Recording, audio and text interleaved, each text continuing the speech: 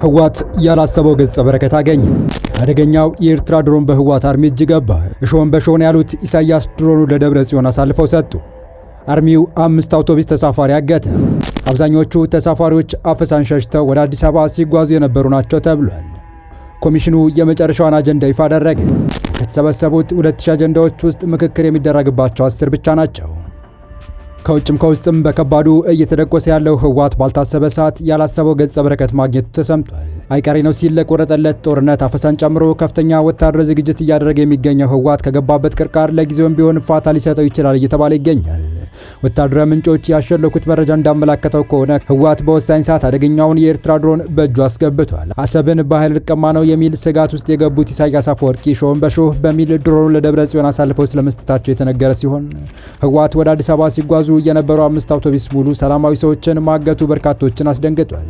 በዝርዝር የምንመለስበት ጉዳይ ይሆናል። በሌላ በኩል ደግሞ ባለፉት 4 ዓመታት የህዝብ አጀንዳዎች ሲያሰባስብ የቆየው ኮሚሽኑ አነጋጋሪ መረጃ ይፋ አድርጓል።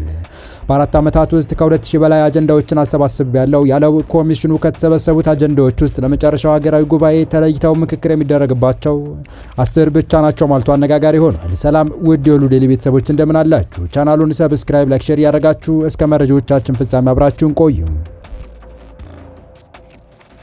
ከፌዴራል መንግስቱ ጋር ትከሻ መለካካት ላይ የሚገኘውና ከኢትዮጵያ የተነጠለች ሀገር ትግራይን በማዋለድ ሂደት ላይ የሚገኘው ህወሓት ራሱን እንደ ዲፍክቶ ስቴት ቆጥሮ እየተንቀሳቀሰ መሆኑን የሚታወቅ ሲሆን የራሱን የመከላከያ ሰራዊት ከማደራጀት እስከ ዓለም አቀፍ ዲፕሎማሲያዊ ግንኙነቶችን ከማድረግ አልፎ የራሱን አየር ኃይል ለማቋቋም እየሰራ መሆኑ ሲሰማ የመጀመሪያ ዙር የድሮን ጣቢያ ገንብቶ ማጠናቀቁም ተገልጿል። ለዚሁ አየር ኃይል ተቋም ግንባታ የኢሳያስ አፈወርቂና የአልሲሲ መንግስት እርዳታ ወሳኝ ሚና ስለመጫወቱ እየተነገረ ነው። ህወሓት ለዚሁ ራስን የቻለ የአየር ኃይል ግንባታ ሂደት እንዲረዳው በኤርትራ መንግስት የሰለጠኑ የመጀመሪያ ዙር ድሮን ምድብተኞች መቀለ መግባታቸው የተረጋገጠ ሲሆን ከዚህ በፊት በሱዳን ለሚገኘው አርሚ 7 ካልቡራን ሰራዊት የተሰጡትን አነስተኛ አጥፍቶ ጠፊ ድሮኖችን በመጠቀም ሰፊ የድሮን ጥቃት ልምምድ ሲያደርግ መክረሙ ሲነገር እንደነበር የሚታወስ ነው። በሌላ በኩል ደግሞ ኤርትራና ኢትዮጵያ ወደ ግጭት መግባታቸው አይቀርም ያለችው ግብጽ በርካታ ጀቶችና ድሮኖቿን ወደ ኤርትራ አስገብታለች የሚሉ መረጃዎች ከወደ ካይሮ እየተሰሙ ሲሆን የጀቶቹና ድሮኖቹ ማዝዣ ጣቢያም ከዓመታት በፊት የተባበሩት አረብ ኤምሬቶች በአሰብ ወደብ አቅራቢያ የገነባቸው ዘመናዊ ድሮን ስቴሽን ይሆናል ተብሏል።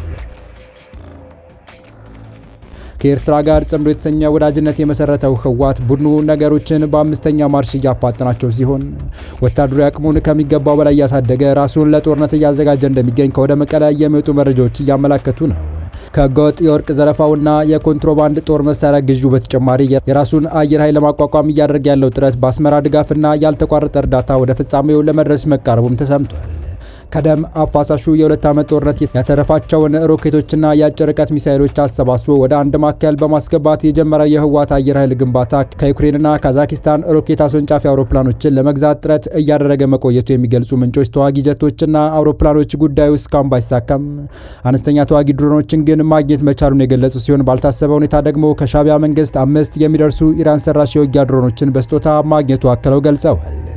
የዚሁ አየር ኃይል ምድብ ግንባታ ፕሮጀክት አካል የሆነው የህወሓት የድሮን ኦፕሬቲንግ ባለሙያዎች በኤርትራና ግብጽ የተግባር ስልጠናቸውን ጨርሰው ለግዳጅ ዝግጁ መሆናቸውን ወደ መቀለ መመለሳቸው የተረጋገጠ ሲሆን በጎረቤት ሀገር ኤርትራ ድጋፍ አመቻችነትና ድለላ የተገዙትና በስጦታ የተገኙ ድሮኖች የተወሰኑት ወደ ትግራይ ቢገቡም ታላላቆቹ ድሮኖች ግን ለጊዜው ለደህንነት ሲባል ወደ ትግራይ አልገቡም ሲሉ የመረጃ ምንጮች ገልጸዋል።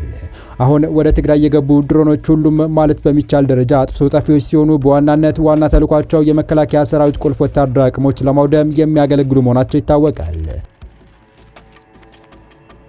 እንደ መረጃ ምንጮች ጥቆማ ከሆነ በወልቃይት ግንባር ያለውን የሜካናይዝድ ኃይልና በአፋር ክልል የሚገኙ ቁልፍ የመከላከያ ቁልፍ ወታደራዊ አቅሞች ደግሞ የነዚህ የህወሓት አጥፍቶ ጠፊ ድሮኖች ቀዳሚ ኢላማዎች እንደሚሆኑ የተነገረው።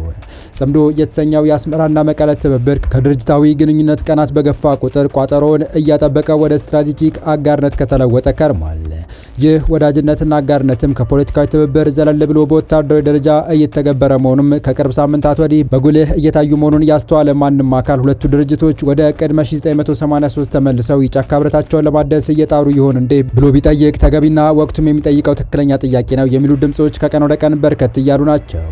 ከህወሓት ጋር ጽምዶ የተሰኘ ታክቲካል አጋርነት መስርቶ እየተንቀሳቀሰ የሚገኘው የኤርትራ መንግስት ባሳለፍነው ክረምት መግቢያ ላይ ወደ አስመራ ወስዶ በድሮን ቴክኒሻልነት ያሰለጠናቸው የህወሓት ታጣቂዎች አስመርቆ ወደ መቀለ መላኩ በስፋት መዘገቡ የሚታወስ ሲሆን በወቅቱም ህወሓት የራሱን አየር ኃይል የማቋቋም እንቅስቃሴ ላይ ስለመሆኑ አመላካች እንደሆነም ተነግሮ ነበር። ይህ በእንዲህ እንዳለ ህወሓት በ400 ሚሊዮን ብር ገዝቶ ሲመካበት የነበረው ጸረ ድሮን መሳሪያ ከጦርነት በፊት ተሞክሮ አለመስራቱ በርካቶችን ያነጋገረ ሲሆን አሁንም ህወሓት እጅ የገቡ የተባሉት ድሮኖች ውጤታማነት ላይ ትልቅ ጥያቄ ምልክት ያስቀመጠ አጋጣሚ ሆኗል። በሌላ በኩል ደግሞ ኤርትራና ኢትዮጵያ ወደ ግጭት መግባታቸው አይቀርም ያለችው ግብጽ በርካታ ጀቶችና ድሮኖቿን ወደ ኤርትራ አስገብታለች የሚሉ መረጃዎች ከወደ ካይሮ እየተሰሙ ሲሆን የጀቶችና ድሮኖች ማዝዣ ጣቢያም ከዓመታት በፊት የተባበሩት አረብ ኤሚሬቶች በአሰብ ወደብ አቅራቢያ የገነባቸው ዘመናዊ ድሮን ስቴሽን ይሆናል ተብሏል። ይህ የአሰብ የድሮን ማዝዣ ጣቢያ የተባበሩት አረብ ኤሚሬቶች የየመንና የሶሪያ አማጺዎችን ለመዋጋት አሰብን ከኤርትራ በኪራይ በወሰደችበት ወቅት የገነባቸው ሲሆን በሁለት ዓመቱ የትግራይ ጦርነትም የህወሓትን ሰራዊት ሲደበድቡ የነበሩት የአቡዳቢ ዊንግሎንግ ድሮኖች ቱርክ ሰራሾቹ ቱቢቱ እና የኢራኑ ሙሃጅር ድሮኖች መነሻና ማረፊያ ሆኖ እንዳገለገለ ይታወቃል። በቀጣይ መረጃ ህወሓት ወደ አዲስ አበባ ሲጓዙ የነበሩ 5 አውቶቡስ ሙሉ ሰላማዊ ሰዎች ማገቱ በርካቶችን አስደንግጧል። በትላንትናው ዕለት ማለትም እሁድ ሰኔ 14 2018 ዓ.ም ጠዋት ከመቀለ ወደ አዲስ አበባ በሰላም ይጓዙ የነበሩ 5 የህዝብ ማመላለሻ አውቶቡሶችን ራያ መሆኒ መግቢያ ላይ በህወሓት ሰራዊት መታገታቸው ምንጮች ጠቁመዋል። የታጋቾቹ 96% የሚሆኑት ወጣቶች ናቸው ሲሉ ምንጮቻችን ጠቁመዋል። በትግራይ ክልል እየተፈጸመ ካለው ወታደራዊ አፈሳ ለማምለጥ በርካታ ወጣቶች ወደ መሀል ሀገር እየሸሹ መሆናቸው በተደጋጋሚ ሲነገር ነበር። ዛሬ ከስፍራው የወጡ መረጃዎች እንዳመላከቱት ከሆነ በትላንትናው ዕለት ከመቀለ ወደ አዲስ አበባ ሲጓዙ ታግተው የነበሩ የ5 አውቶቡስ መንገደኞች ውስጥ የተወሰኑት መለቀቃቸው የተሰማ ሲሆን የተለቀቁት መንገደኞች እድሜያቸው ገፋ ያሉ ወንዶችና በብዛት እናቶች መሆናቸው ተነግሯል። ከመቀለ ወደ አዲስ አበባ ሲጓዙ መሆኒ አካባቢ በህወሓት ታጣቂዎች ታግተው የነበሩ 5 የህዝብ ማመላለሻ አውቶቡሶች ውስጥ በርከት ያሉት ወጣትና ጎልማሳ ተጓዦች በታጣቂዎች እንደተወሰዱ ታውቋል። አብዛኞቹ መንገደኞች ወጣቶች ስለነበሩ ለወታደራዊ አፈሳ እየተደረገ እንደነበረ በትግርኛ ተዘግቦ ተመልክተናል። በዚሁ ወደ ሌላኛው መረጃችን ተሻገረ። ባለፉት 4 ዓመታት የህዝብ አጀንዳዎች ሲያሰባስብ የቆየው ኮሚሽነሩ አነጋጋሪ መረጃ ይፋ አድርጓል። በ4 ዓመታት ውስጥ ከ2000 በላይ አጀንዳዎችን አሰባስቤያለሁ ያለው ኮሚሽኑ ከተሰበሰቡት አጀንዳዎች ውስጥ ለመጨረሻው ሀገራዊ ጉባኤ ተለይተው ምክክር የሚደረግባቸው 10 ብቻ ናቸው ማለቱ ታውቋል። ከቀረቡት 2000 አጀንዳዎች ውስጥ ለምክክር የሚቀርቡት 10 አጀንዳዎች ብቻ መሆናቸውን የሀገራዊ ምክክር ዋና ኮሚሽነር ፕሮፌሰር መስፍን አርአያ ገለጹ። ዋና ኮሚሽነሩ በትላንትናው ዕለት በተጀመረው የአመቻቾች ስልጠና ማስጀመሪያ መርሃ ግብር ላይ እንደተናገሩት በሐምሌው ሀገራዊ ጉባኤ ላይ የሚቀርቡት እነዚህ 10 አጀንዳዎች አለመግባባትን የፈጠሩ ለጦርነትና ለግጭት የገፋፉ እንዲሁም የግድ መግባባት ሊደረስባቸው የሚገቡ ናቸው። የቀረቡት አጀንዳዎች እጅግ ሰፊ በመሆናቸው ምክንያት በጥንቃቄ የተመረጡ መሆናቸውን ጠቁመው አብዛኞቹ በማንነትና በድንበር ወሰን ላይ ያተኮሩ እንዲሁም በኢትዮጵያ የሀገረ መንግስት ምስረታና ግንባታ ሂደት ውስጥ ሲከማቹ የመጡ መሆናቸውን አብራርተዋል። በዚህ ምክንያት የምክክሩ መጀመሪያዎቹ ሂደቶች ስሜታዊ መሆናቸው እንደማይቀር የጠቆሙት ፕሮፌሰር መስፍን የምክክሩ ዋና መዳረሻ ከስሜታዊነት በየደረጃው እየተላቀቅን በመሄድ በምክንያታዊነት ላይ ተመስርተን በመወያየት ወደ መግባባት መድረስ ነው ብለዋል። ኮሚሽነሩ ለምክክር ጉባኤው የሚሆኑ 192 አማካሪዎችን መርጦ እያሰለጠነ መሆኑን የገለጹት ዋና ኮሚሽነሩ ከመላ ሀገሪቱ የተውጣጡ 4000 ገደማ ኢትዮጵያውያን በሐምሌው ጉባኤ ላይ እንደሚሳተፉ አስታውቀዋል።